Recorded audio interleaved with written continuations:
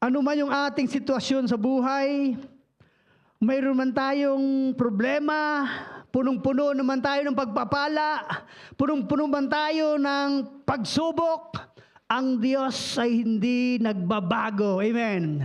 Ang kanyang pag-ibig ay wagas. Amen.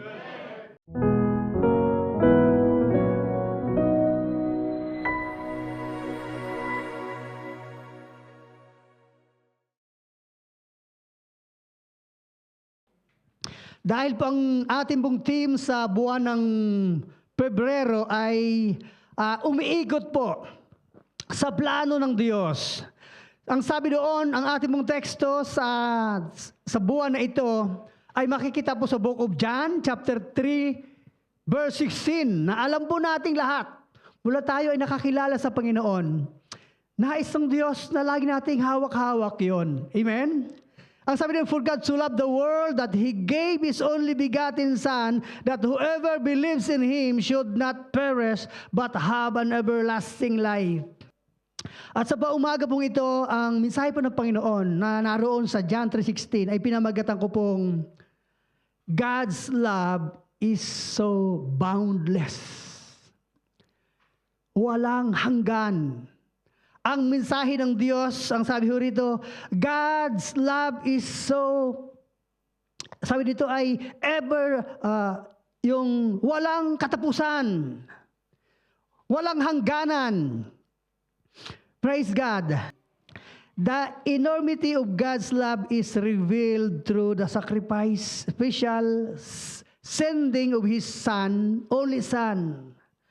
Doon po natin nakikita yung kalakihan, kadakilaan ng pag-ibig ng Diyos nung pinadala niya, ibinigay niya ang kanyang kaisa-isang anak sa atin. Amen.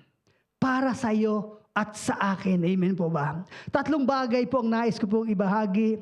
I believe ito po ay nais ng Panginoon na marinig nating lahat sa umagang ito ang kadakilaan ng kanyang pag-ibig. Number 1, the magnitude of God's love is revealed through Christ's sacrifice. Sabi nyo, nahahayag sa pamamagitan ng sakripisyo ng Panginoon.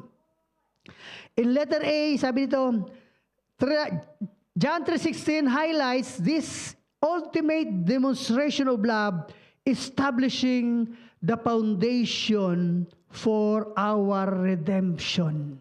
Letter B, this act of giving not only reflects God's love, but also His desire for us to have eternal life. Amen. Number 2, believing in Jesus is the key to unlocking His profound love. Unlocking, nakasusi, tinanggal mo yung susi para maranasan yung kadakilaan ng Panginoon. Ang pananampalataya kay Jesus ay isang susi para mabuksan ang malalim na pag-ibig ng Diyos sa atin. Kaya kailangan natin ikumpisal at mananampalataya. Letter A, faith in Jesus. As emphasized doon sa John chapter 3 verse 16, is essential response to God's gift of love. Faith in Christ is the pathway to experiencing God's redemptive love, leading to eternal life. Amen. At pangatlo, ang pinakamensahe ng Panginoon, sabi number 3, the implication of God's love transform our lives. Understanding, or letter A, understanding and accepting God's love leads us to a deeper, more intimate relationship. Amen po ba?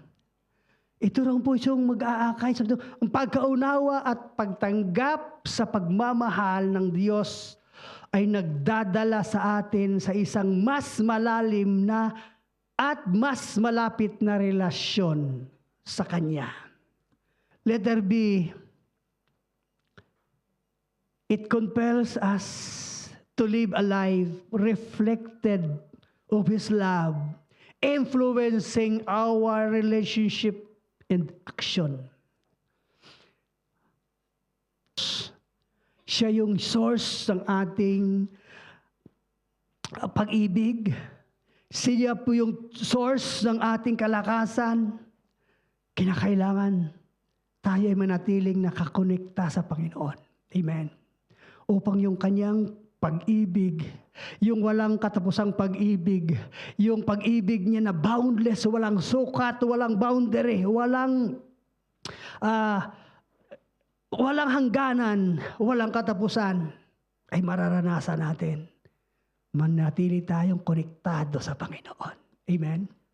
Sa akin pong pagtatapos, ang sabi ko rito, the knowledge of God's immense love exemplified through the sacrifice of His only Son not only offers us eternal life, but also invites us to transform our lives, to encourage us to deepen our faith, live in gratitude, and extend that love to others. Let us then embrace His love, believing in Son, and allow it to reshape us in His image.